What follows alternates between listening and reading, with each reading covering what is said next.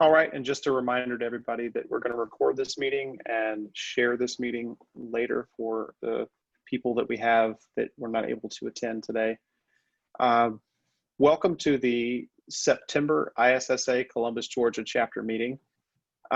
We are having an election coming up, so anyone who is wanting to run for any of the officer positions, we have 4 officer positions that are coming open.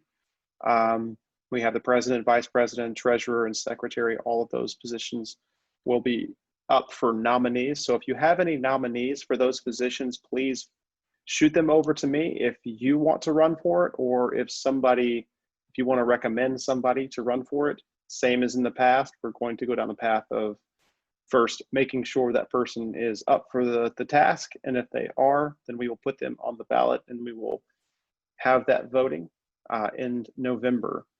And the person who wins will be announced in December for those positions. So just throwing that out there. If you have anybody that you think would be great for these positions, feel free to nominate them or nominate yourself if you are feeling up to it. It's a great opportunity to take over a leadership position within the community, a great opportunity to meet people, to network, and really get involved with the Columbus community and information security. So just throwing that out there. Today we have Michael Raggo to come in and give us an overview of the cloud infrastructure kill chain. And then with that, I'm going to turn it over to you, Michael. Great, thank you. So yeah, good to see some of you again. I know I met some of you last year when I presented, although it was live and I was there in Columbus, Georgia. I've been longtime friends with Peter Starfinger, so we tend to hang out quite a bit at DEF CON. And I know last year when DEF CON was live, we hung out along with some other folks there that are part of your chapter. So thanks for having me back. My presentation last year was focused more around IoT security. But as Nigel mentioned today, we're going to talk about the cloud infrastructure cyber kill chain and talk about aspects of cloud breaches that have occurred recently, aspects of incident response and forensics, and talk about many of the things that we see day in and day out working with customers and what we do as part of our internal research and outbound research as well. So again, thanks for having me. So let me go ahead and share out my slides. And don't mind the title. I will go ahead and make this full view. And just let me know when you can see my slides. Yes, Actually, we can see them. Yeah, let me turn off the voice stuff because that can get a little annoying. Bear with me for a second.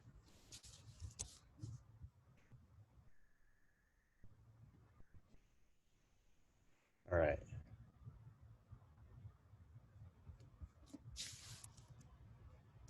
Give me just one more second. Just going to make it larger so everybody can see it really well. And resharing now. All right, so you guys should be able to see my slides. We can. So again, Mike Raggo, I work for CloudKnox. And joining me today is also Barrett Elkins. Barrett is also here in the greater Atlanta area as well. And we frequently work with a lot of customers around cloud security. So this is a vendor agnostic presentation. We'll be talking a lot about security research and aspects of incident response and the cyber kill chain as it relates to cloud infrastructure. But just a quick note on CloudKnox, we focus on cloud permissions management and cloud permissions gap. So this presentation will cover things ranging from AWS to Azure to Google Cloud.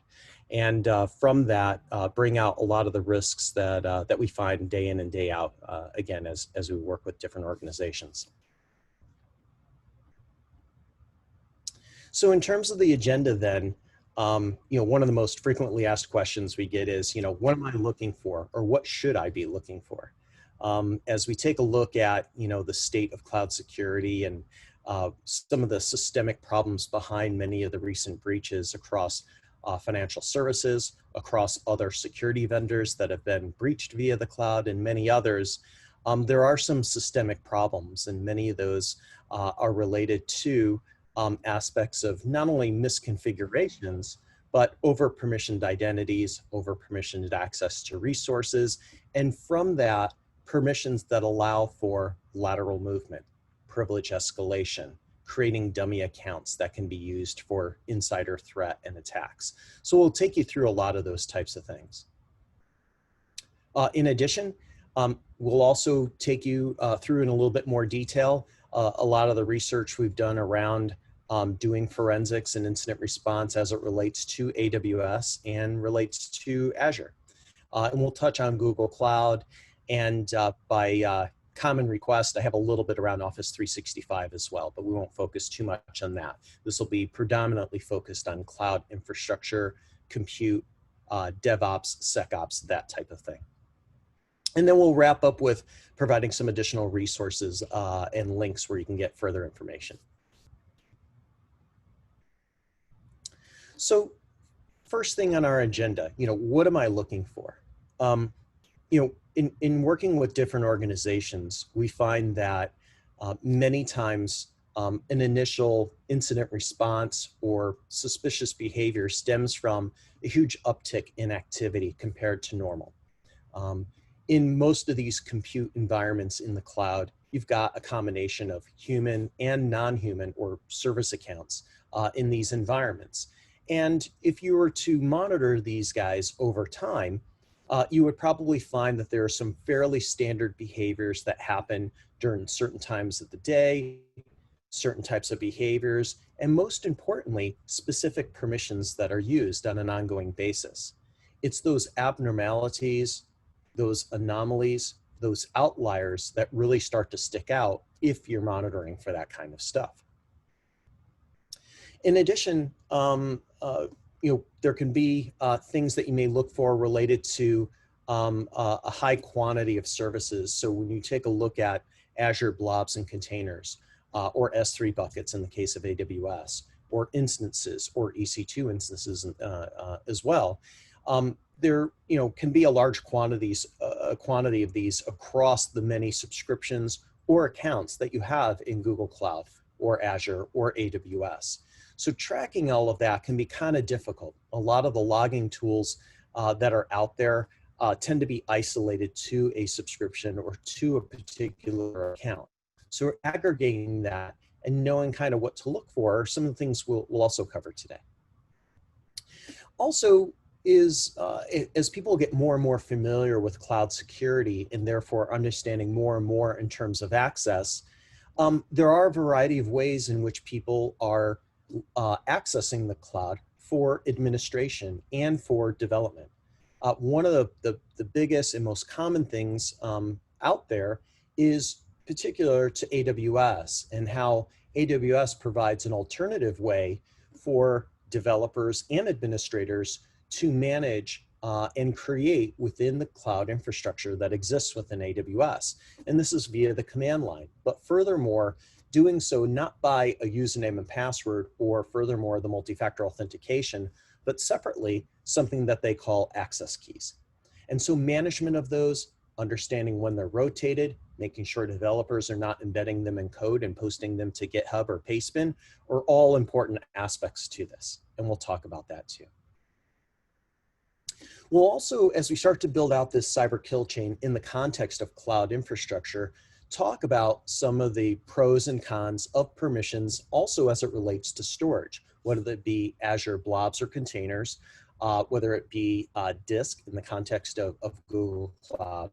In the case of AWS, things like get and put and list objects. When activities are seen around many of these things, they can be indicative of lateral movement.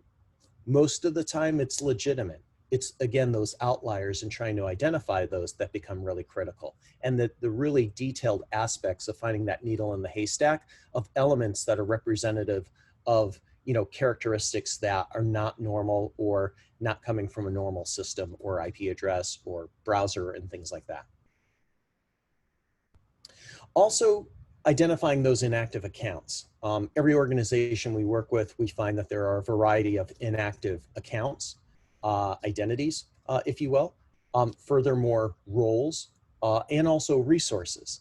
And a lot of those things can get stale, sit out there forever, just like our traditional on-premise environment, long forgotten about. So uncovering those can be really, really key as well. Then we'll talk about other aspects of role chaining, cross-account access, IP and geos, and also things related to security groups, which is just a fancy name, in my opinion, for an ACL or firewall rule that protects your VM or your instance in the cloud. Some of the metrics and statistics that we've seen in working with lots of organizations include the following. When we take a look at permissions, for example, within AWS, there's roughly 8,000 permissions that are assigned to a default user. Some of those are high-risk permissions. But does the average cloud administrator know what each and every one of those 8,000 permissions does? I'll admit, even myself, I don't even know what all of those 8,000 permissions do. I need tools to really bring that out for me, in using open source tools and automated tools to identify, well, which of these could be really damaging to my infrastructure? For example, which ones could be used for mass destruction? Which ones could be used by an insider for insider threat?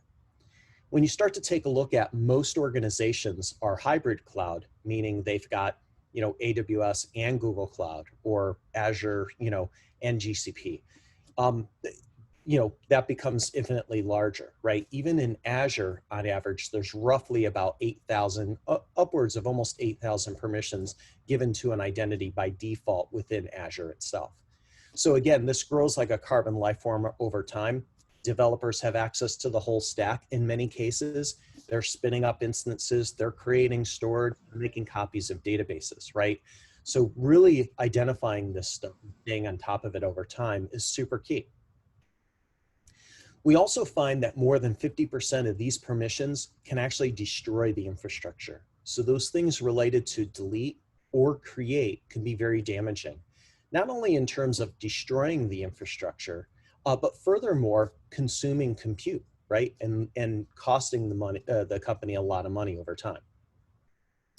95% of the identities we find can adversely impact the infrastructure. And I actually find less than 1% of the permissions that have been assigned are being used by each and every identity for each and every organization. So 99% of the permissions being assigned on average have never been used by the identities within the environment.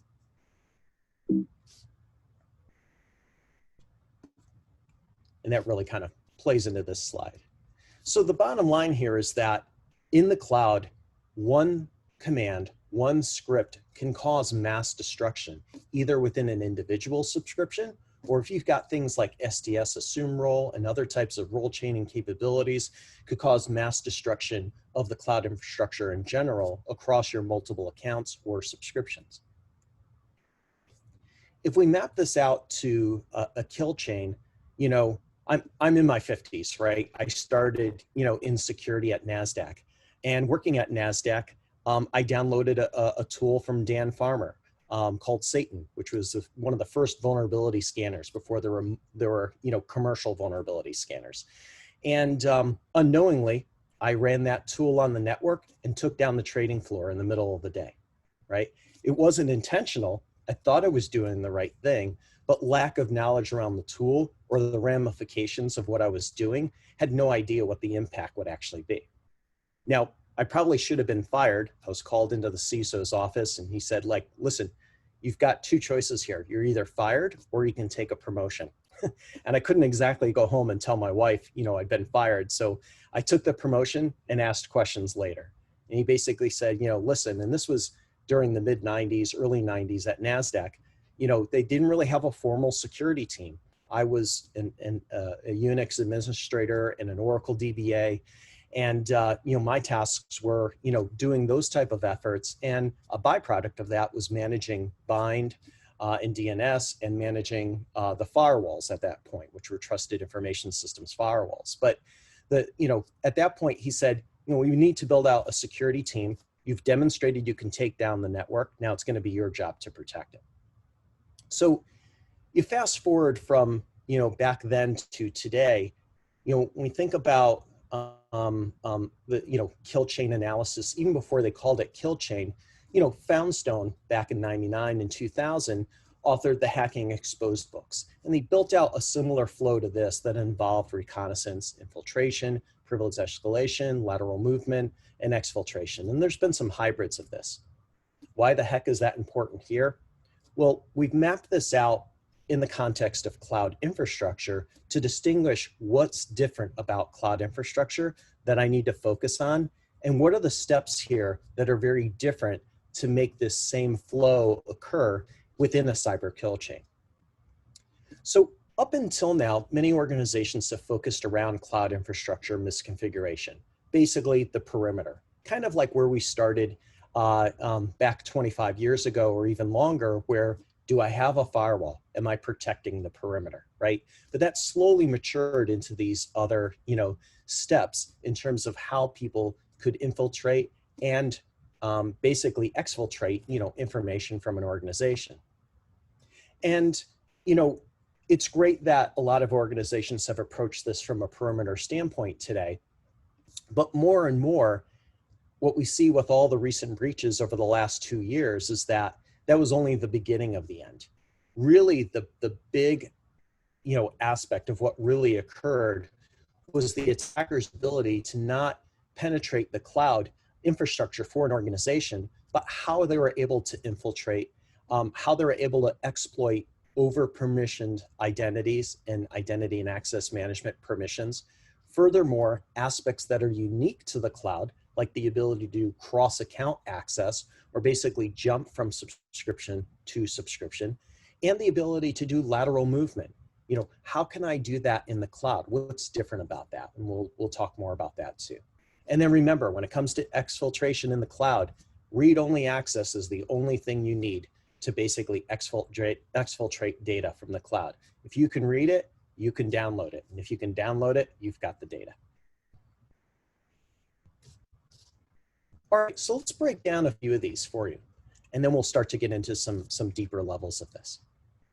One of the most prominent breaches over the last 2 years involved initially gaining access via a misconfigured web application firewall.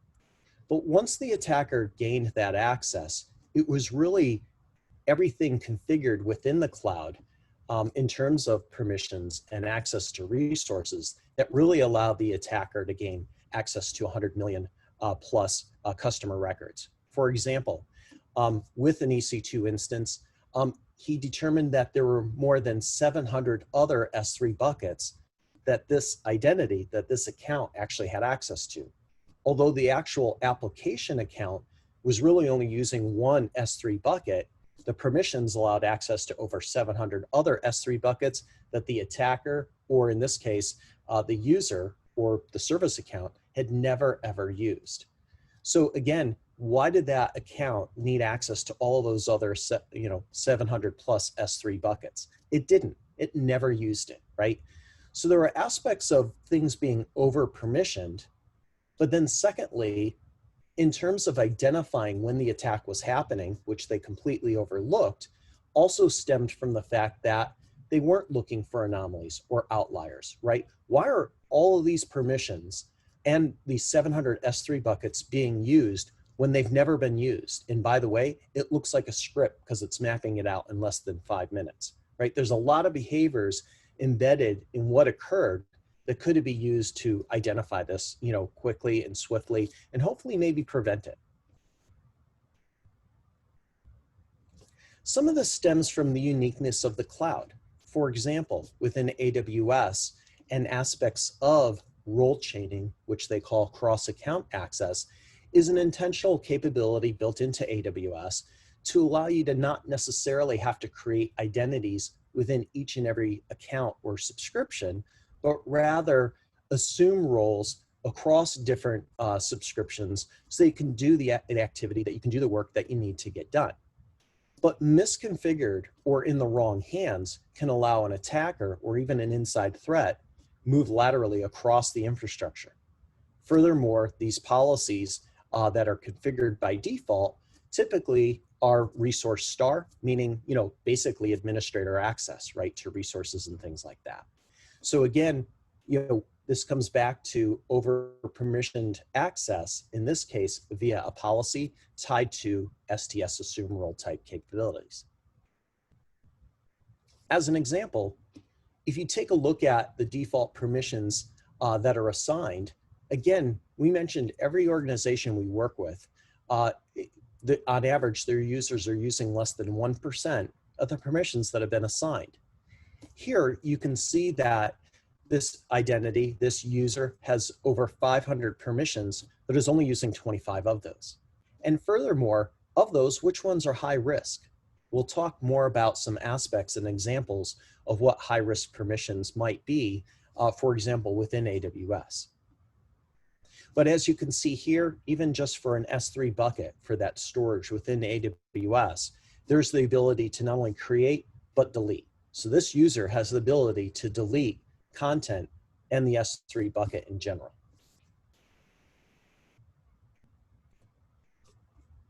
In another instance, again, there was a misconfiguration in this case, but it was related to a compute instance and a backup of an RDS database that a developer had made that the administrators were not aware of.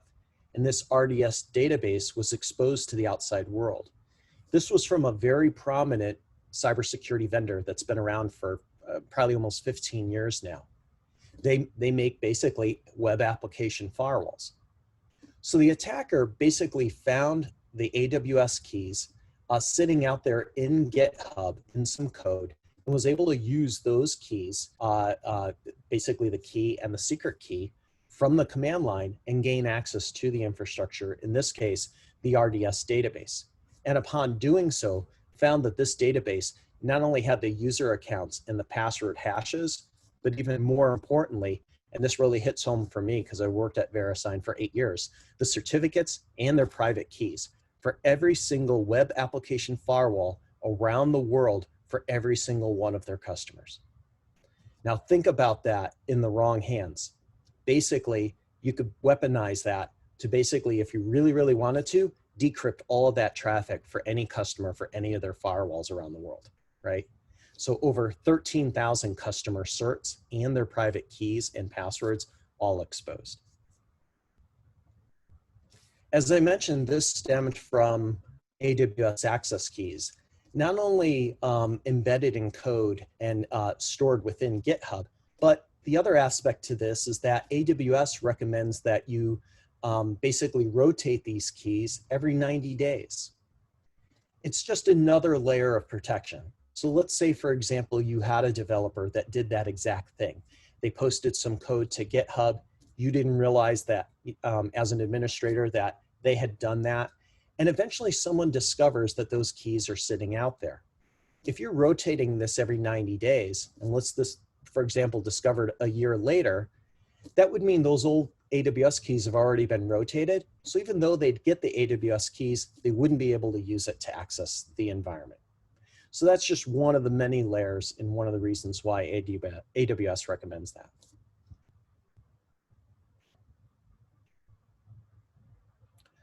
So, some of the top permissions risks that we see map to many of the things that we're familiar with within a cyber kill chain, if you will. When we think about external access and some of the things that have hit headline news, many times it's, related to things that may be exposed externally, like storage, like an Azure blob or container, or an S3 bucket, or, an instance, things like that. And some of these are, public web applications that the customer has actually created. But the question here is, when you start to take a look at permissions and who has the ability to do this stuff, if I had an account breached, how can an attacker maybe reconfigure some policies to allow lateral movement or privilege escalation? Or furthermore, if I did have an insider threat, a developer, should that developer have the ability to modify or create or adjust those security groups, or in other words, those ACLs or firewall rules? One of the default permissions given to a user is the authorized security group ingress.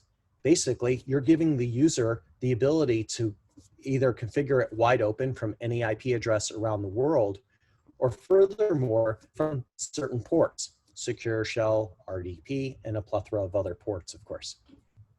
So this external access goes above and beyond just an S3 bucket or an EC2 instance, which, don't get me wrong, is super important. But in how you look at, as an administrator, at your configuration to button things up and fortify your environment, this is one of the key things to look at. I was just working with a customer earlier today, and this was one of the biggest things they were concerned about. And they had this rampant as they found throughout their organization. But they found it right before somebody was ideally able to exploit that. So again, this is something that you can take a look at, look across all of your AWS deployments, and identify where this might exist. In terms of insider threat, I find one of the most dangerous ones is this IAM create user. This permission, also by default given to any user, allows a user to create another account. And by creating that another account, allows them the ability that if they were an insider threat, they could do activities not as themselves, but as this ghost account. So if you were looking to track their breadcrumb trail, if they were looking to cover their tracks, this will allow them to create a dummy account for doing nefarious activities. So again, these are the types of permissions that you want to be on the lookout for in terms of aspects of insider threat, which arguably today covers 30 to 40% of the risks that are going on today. Lateral movement. So we talked about the SDS assume role and permissions like update assume role policy. This basically grants an IAM entity the ability or permission to assume a role. Basically, you can update the policy.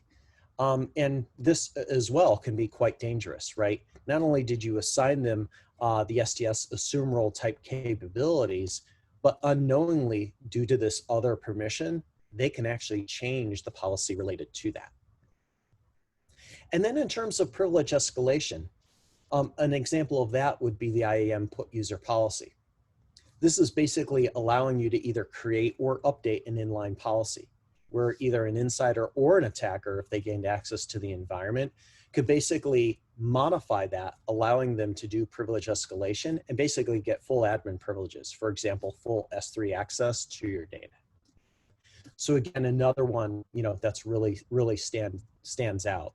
But again, there are literally thousands of high-risk permissions across those respective cloud service providers, including Azure and GCP as well. Oops. So if we start to drop this into a cloud identity kill chain analysis, or cloud permissions, if you will, there are a lot of interesting aspects to this, right? So, from a perimeter standpoint, external, risks, and the ability for an attacker to do recon would be things like, S3 buckets that are publicly exposed, or those access keys that accidentally got posted in code to GitHub or Pastebin or something else, or those other aspects of cloud infrastructure misconfiguration, like an open security group that allows secure shell, RDP, and a plethora of other ports open and available from the outside world. But as you start to dig deeper into permissions and access to those resources, there's certainly aspects that go above and beyond whether or not identities are using multi-factor authentication. For example, if you are using access keys within AWS, right, that's really just a key and a secret key. Furthermore, those dormant accounts. Every organization we work with has business partners, consultants, people who used to work for the company that are now gone, and they end up with a plethora of not only dormant accounts, but roles and even resources. So on an ongoing basis, identifying, those dormant things sitting out there, those inactive identities, roles, and resources is key to ensuring that your environment remains secure. We also find, in a good way, customers will basically initially leverage role-based access control. But in many times, or in many cases, that really becomes kind of a set and forget thing, right? A little bit more focused around best practices and implementing a baseline security and permissions policy, if you will. But again, if users are over permissioned, and there's a lot of permissions sitting out there that you weren't aware of, or as the environment grows like a carbon life form, how do you really keep track of that, right? In addition, some of the privilege escalation can also stem from logs. A good example of that is within Azure. So if you're using Azure Cloud Shell, you may or may not know that some of those things are stored in logs. And if an attacker gets access to a particular user or account, and then uses Cloud Shell to take a look at that account, in those logs may be the logins to other things. And then also we talked about lateral movement, uncover those permissions to other resources, including serverless or Lambda functions and things like that, which are becoming more and more prominent. And then exfiltration, as we mentioned, even with read-only access or cloud backups that we're seeing even locally within an organization, that RDB that we talked about earlier, and also APIs as well. So you got tens of thousands of permissions to manage. Authorization models, these vary quite a bit. So if you got a hybrid cloud scenario, being familiar with 2 or more makes it infinitely more challenging and difficult to understand. And really doing the accounting and attribution to all the activities going on in the environment can be quite difficult when a lot of the logging is not necessarily aggregated across all your subscriptions or accounts, but you have to log into each one to get those individual logs. A lot of people collect those via Splunk or other types of tools and then try to make sense of them from there. So within AWS, what are sources of forensics data or being able to track activities? These include CloudTrail, Access Analyzer, and Access Advisor, and even CloudWatch. Within Azure, you've got Microsoft Graph, Azure Graph, and Security Center. And within GCP, you've got those Google Cloud Logs and some visuals. But again, with any kind of cloud management, is the ability to focus on the activity and find those needles in the haystack. If you log into AWS and you take a look at CloudTrail, this is effectively what you're looking at, right? And there can be a plethora of data within your environment to have to kind of sift through. If you take a look at the individual logs themselves, they're peppered with a lot of interesting information. For example, I can see the authentication method and the access key. Again, remember, those are credentials used instead of a username and password. So this is an identity that is leveraging either an API or command line access, maybe a developer, to access the environment. Again, no multi-factor authentication with access keys, which is why hackers love to use this type of method. And many times, these access keys are found out on the web. But within these logs are also things around what was performed, in this case, a list bucket for an S3 bucket, the source IP, and aspects of the browser. So this gives you some cool and interesting information of where this individual is coming from and what browser. And if you think about this for a moment, if many of these within your logs are legit, this will help you better identify anomalies. So in another example for, again, this same individual using the same access key, we find here it's a different source IP address and also a different browser. And through that allows you to start to identify anomalies and outliers.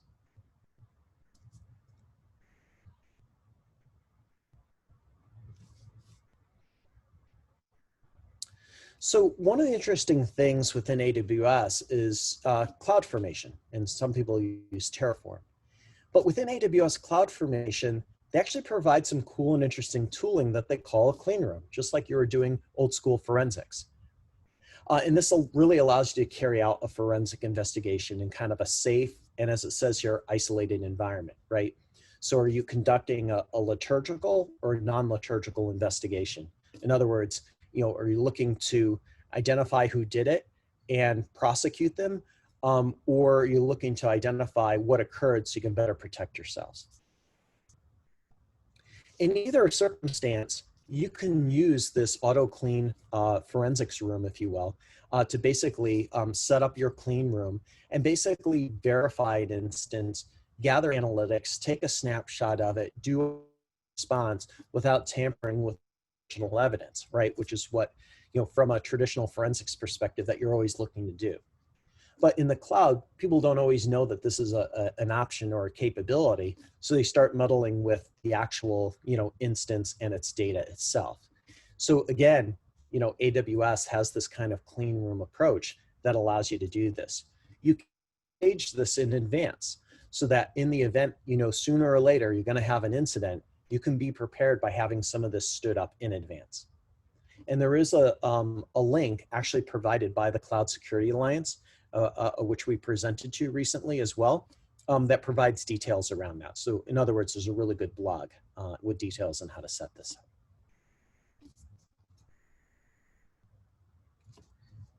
So let's pivot over to Azure. I've spoken quite a bit about AWS.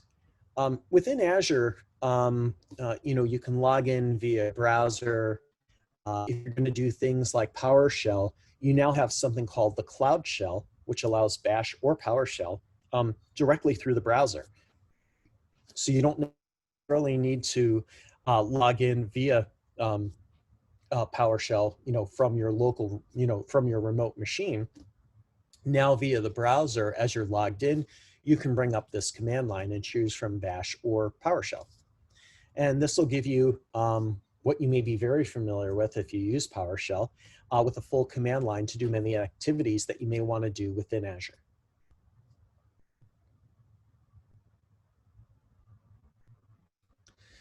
Some of the interesting aspects around Azure Cloud Shell, in addition to providing Bash or PowerShell, as you're using this service, it does keep files within your subscription. In other words, if yours or any other account was ever exposed and then they went and accessed Cloud Shell, they would see these log files. What's contained in those log files? Well, as you run various types of commandlets and it generates error logs, and there's like a .azure folder and there's images and things like that, a lot of these things get stored within the command line and within those directories. For example, the new AZVM commandlet can be vulnerable. It stores logs and credentials within those logs in clear text as well.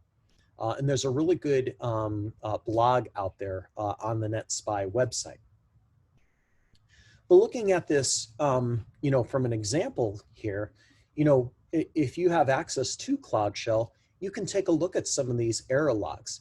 And within them, you'll see usernames and passwords, just like you see here. And so it's really important, in terms of security hygiene and how the environment is protected, to be on the lookout for these types of risks.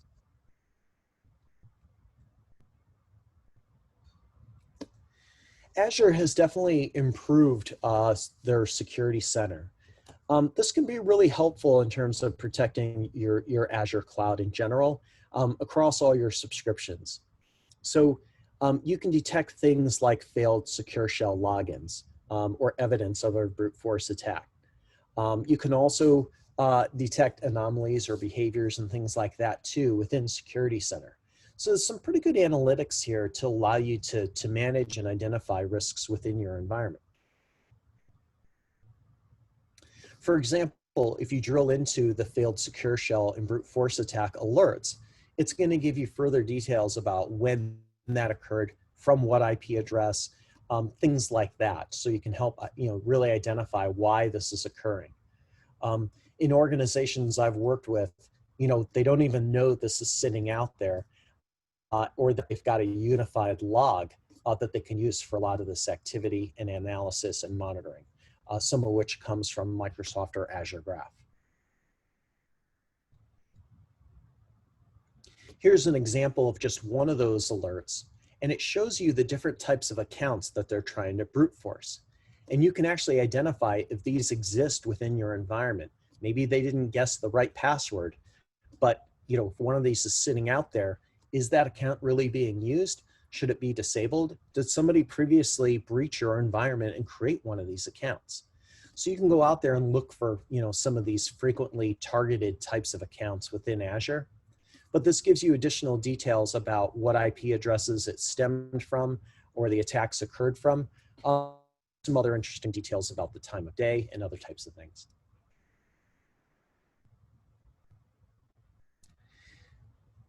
Again, this presentation isn't really around Office 365. That's a little bit more of an IT, related type of service.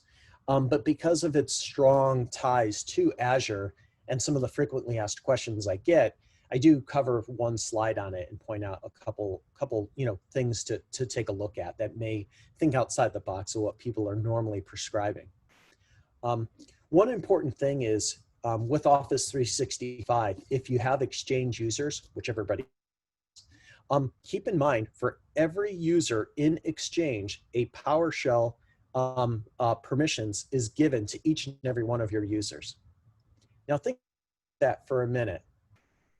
All your Exchange users have PowerShell, and how many of people across accounting, HR, or other groups are actually using that PowerShell access?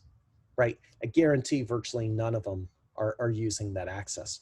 So why should that be sitting out there? Is it giving them admin level PowerShell? No, definitely not, right? It's isolated to their permissions and their account.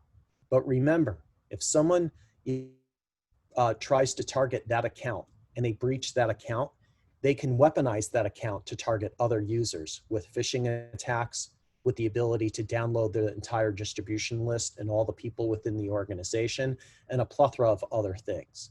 It can also be used to also create scripts and also delete things from the sent folder so that they can cover their tracks. So PowerShell for every user within Exchange is dangerous, and I've never worked with an organization that has actually turned this off. So it's sitting out there, it's definitely rampant. It's one of the low-hanging fruits that attackers target. Also beware of local accounts used by admins.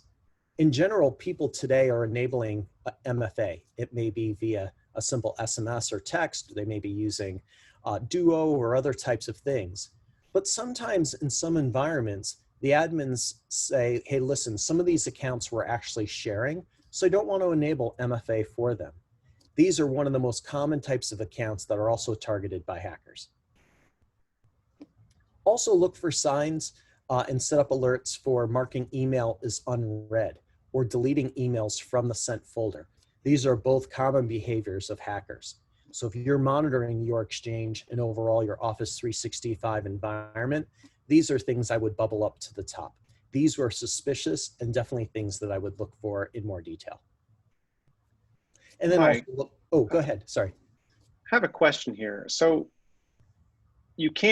for service accounts, that seems to be the difficult part about really Azure and AWS. You can't turn MFA on for service accounts. What can be done for that? You have the Microsoft Azure Sync account. You have to have that in order to sync with Active Directory. Mm-hmm. What are your thoughts on that? Is there a path? Because since you have to have those and you can't turn MFA on for them, mm-hmm. What options do you have? Yeah, either disable them if they're not needed, or if they are used, there are some third-party products that provide some additional protection, around those. And I can, after the meeting, I can send one or two links that might provide, more information around that. So, yeah. Okay. Thank you. You're welcome.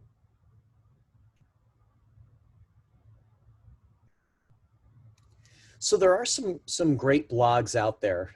Scott Piper is probably the most prominent AWS guy, and he has a website called Summit Route and blog. He runs his own security conference, kind of like a B-Sides conference, just before the annual AWS conference every year. And this year, it wasn't canceled, even though AWS reInvent was. So he still ran the conference, ran it online, did it for free, and I believe those presentations and videos are out there for anybody to view. Rhino Security does some really cool research around AWS, and they break down some of the breaches, including some of the ones we covered today, to understand the TTPs that comprise some of those breaches, and definitely some really cool and interesting publications that they have. As we mentioned, in terms of the forensic readiness or clean room that you can set up and stage within your AWS environment if you ever have a breach, again, that link that refers back to the Cloud Security Alliance can provide additional details around that. And then the Azure team does an ongoing video segment around hacker hunting. One of the ones that I thought was particularly good was around this built-in protections within Microsoft Azure. And for your question, I believe it was Nigel, they do cover some of this stuff around service accounts. So as I brought this up, it dawned on me that there's some examples of how to alternatively protect some of those too, contained within that video. So that would be one of the videos you definitely want to check out.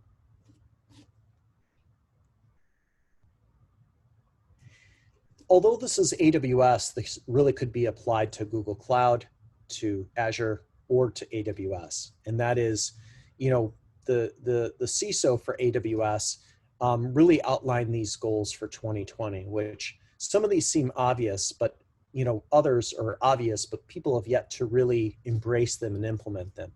Beyond encrypting everywhere and embedding security into development, it's, you know, knowing who has access to what, right? Who has what permissions and what types of access to resources. Mapping that out in a carbon life form like a cloud, you know, environment, a cloud infrastructure, very difficult to do. But it's key in uncovering many of the risks that we've outlined today. And with 7,000 to 8,000 permissions for each of those three respective clouds, getting granular, mapping out those permissions, vetting out which ones are high risk, and providing a mechanism to get those under control before, you know, a breach actually occurs, it is paramount as well. And there is a lot of great automation for doing that today, some of which is covered in some of the links that I had provided on the previous slide. And I'll leave you with kind of a lasting thought here. And this was also from the CISO at AWS, Stephen Schmidt. This was outlined to a senator following a huge breach that occurred. Even if a customer misconfigures a resource, if the customer properly implements least privilege policy, there's relatively little an actor has access to once they're authenticated, significantly diminishing the customer's risk. In other words, at the end of the day, a lot of this is about limiting the blast radius. You know, when we talked about some of the breaches we covered today, it was that over permissioned access that allowed them not as soon as they breached the account, but rather how they were able to map out the rest of the environment, footprint the rest of the cloud infrastructure to uncover the crown jewels. So again, getting to that least privilege model, limiting that blast radius could have protected both of those incidents that we covered today. And with that, we'll open it up for questions. If you have any questions at any time though, you can always email me at mrago@cloudnox.io. I've got an active Twitter account that I use actively as well, Mike Raggo, where I share out a lot of my DEF CON presentations I do at ISSA and many other conferences around the world. So thanks for having me. I hope this was helpful. Hopefully you guys got some good gold nuggets out of it. Yes, very helpful. I'm sorry, Mike, I destroyed your name at the beginning, so I want to apologize for that. It happens all the time. I always tell people, think of Eggo waffles, and then you'll never get it wrong. It seems like the majority of what was said, well, maybe not majority, but or seems like at least half of what was said was based on permissioning and really managing those identities more granularly. So I find that very interesting that even the CISO at Amazon says that. Mm-hmm. Yeah. I mean, taking a look at the breaches, taking a look how the attacker, you know, is footprinting the environment, all of it really comes back to, you know, permissions and over permissioned identities and access to resources. I mean, that's really, really at the heart of it. So. I got a quick question about granularity while we're on the topic. I've played with like AWS a bit, and I've set up IAM users. And you know, like when you really look at it and you start looking into the subcategories or the checkboxes when you're allocating privileges, it doesn't look like it's built intuitively to be granular. Yeah, there's a lot of assumptions, right? You know, you're building out infrastructure, and a lot of it is boilerplated for you, you know?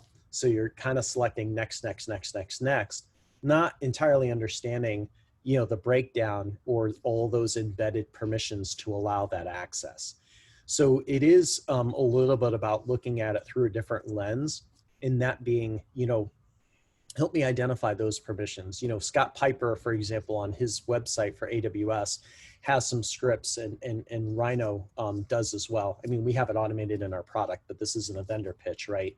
There are open source tools that allow you to do some fundamental analysis around those permissions, where even if you're using a free tier account, like maybe you mentioned, and kind of setting things up and building out your own Lambda function and CloudFront and some simple things like that, or, you know, IoT, it's, okay, cool, I got some stuff set up. It might be cool to kind of run one of these tools from Rhino or from Scott Piper and actually see, where did I screw up? I mean, that's what I've done, right? You know, to kind of understand and say, holy cow, I've got some vastly over permissioned access here that in the wrong hands, you know, could cause mass destruction of my own free tier, you know, deployment, you know? So I would definitely, you know, if you want to kind of validate where you stand, you know, they've got some simple, you know, freeware and open source tools you can use for kind of mapping that out, you know?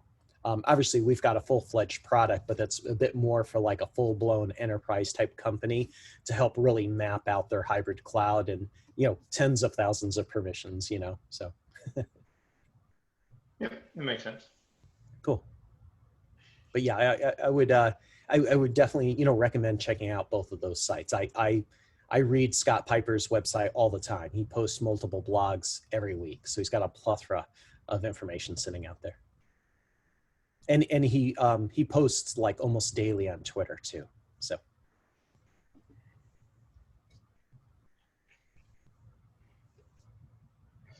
All right, well, I got you here. I got a question about recon. How do APT groups and whatnot find open S3 buckets? Because my understanding is that Google is just doing some virtual host routing, and so they'd actually have to get the string before the S3 correct in order to find an open bucket. Yeah, that's true. I mean, as you might expect, with today's computing power, you could programmatically kind of crawl until you get lucky and find one. But typically, what we find more often is there are other things exposed. So if they're looking in GitHub, for example, and looking at code, some of those things might be embedded in there to expose ARNs and other types of things, you know? So there's, you know, you bring up a really good point that has me thinking. You could probably do an entire presentation on that subject of how would I in detail really do that recon and emulate what an attacker might do specifically from a recon standpoint, you know? Scott Piper, Rhino, I know I've got some, you know, techniques I use too for testing my own stuff, or when we test things with customers, and things we actually have built into our product too for doing a lot of that. But that alone could be a presentation unto itself. Yeah, I you know, again, what I've seen is, you know, there's some tools for footprinting that stuff. More times than not, there's code sitting out there with some of that stuff embedded in it. You know, so yeah, it's just a few of the ways, I suppose. All right, yeah, definitely I could see the code. And I would have to look into the whatchamacallit, the programs that help footprint that and see what they do at granular level. Yeah, again, I would check out Scott Piper's site and Rhino's Security Labs as well. So, thank you. You're welcome. Mike, are you okay with sharing the slides? Yeah, absolutely. What I'll do is I'll PDF them and then shoot them over to you after our call today, and then that way you Okay. can share them amongst the folks on the call and people in the ISSA group in general. Okay. We'll probably post them on the Discord, Okay, which is ISSA members here in town. perfect. Yeah, that would be great.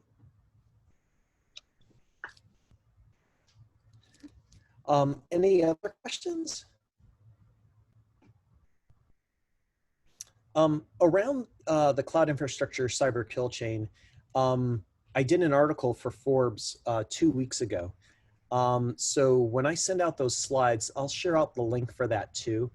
Um, um, it kind of outlines kind of a high level, breakdown of the cloud infrastructure cyber kill chain, and then some high level steps in terms of remediation as you start to think about, where do I start? What are 3 things I can do from the get-go? And a lot of it, believe it or not, is having the ability to do kind of anomaly-based analysis to understand when these permissions are being used. Because initially you'll find, these are permissions that are being used by folks within your infrastructure, but probably shouldn't be. They're not doing it maybe necessarily for nefarious reasons, but why is Dave the developer creating other user accounts?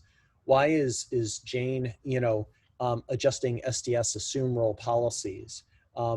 Many of those types of things. Why do the developers have the ability to change security groups?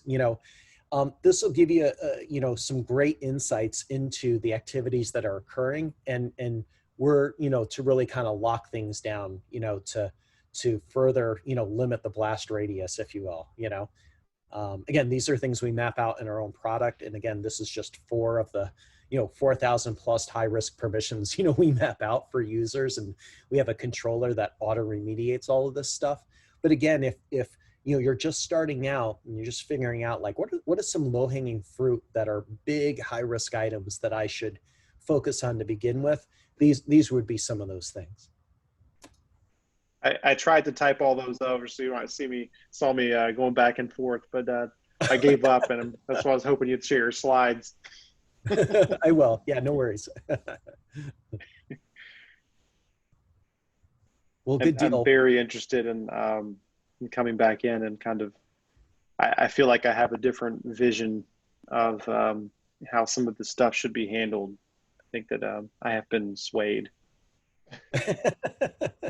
Yeah, we're also building out, I'm working on a slide similar to this for GCP and for Azure as well. So over the coming weeks, you'll probably see blogs on our CloudKnox site breaking these down. What I'm basically doing is a AWS top 5 permission risks, Google Cloud top 5 permission risks, and then Azure top 5 permission risks. We also support VMware as well, so we'll probably do one for VMware, but I'm not a VMware expert, but one of the other engineers will probably author that one. But when that those archaic stuff, yes, that the ancient stuff, the stuff they used to use in the caveman days. right, exactly. It's funny. I remember having a bunch of servers on the rack, and then people mentioning, "Hey, this VMware thing," and we started moving everything to VMware, and now we're moving everything to the cloud. So what's the next step? Right. Yeah. And in fact, when those are published, I'll try to remember to publish those to Discord for you as well. So. Okay. Well, Mike, I very much appreciate you coming on and presenting and going over all of this with us. It's great for the chapter to have these kind of things, and we'll post this video up on our Discord and share it with the members who couldn't make it. But again, I want to thank you very much for coming on and doing this. Oh yeah, you're very welcome. I honestly miss seeing Peter because he and I always hang out at DEF CON together, and we've been longtime friends. So if any of you work with Peter, tell him I said hello. So I'll ping him in a few minutes. Thanks. Well, good deal, guys. I'll let you grab supper if you haven't already. thanks again for having us. Very humbled to have the opportunity to present to you again, and look forward to chatting. I'll provide some of that stuff within Discord as well. Okay, awesome. Well, thank you very much. And again, one more time for the chapter, just remember, send me anybody that you would like to raise up for a position within ISSA. Please, now is the time. Go ahead and start sending those things, send those to me, and I will go down the path of piecing those together, validating that those people would like to run for those positions, and we will move from there. Thank you, everyone. Hope you all have a great rest of your evening. Real quick, before we fully end, Loretta, James, and Nigel, if you guys could stay after, had something I wanted to share with you guys. Okay. Yep.